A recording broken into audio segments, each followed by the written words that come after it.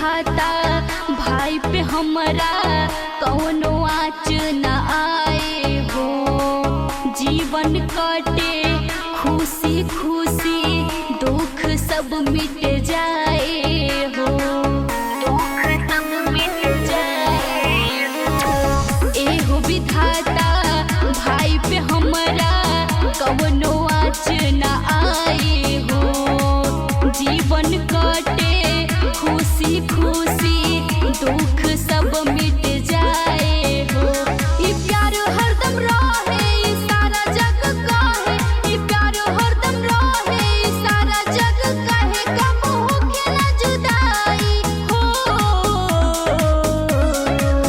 सुना रहे ना कलाई हो, ये हमार बड़का भाई हो।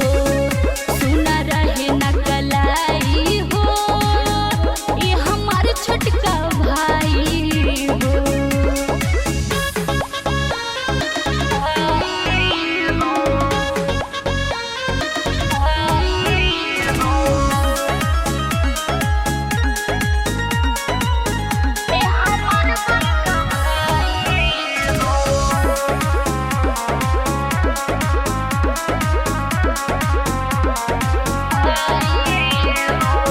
जब तक जियब सुनाय भैया, राखी बांधे आए।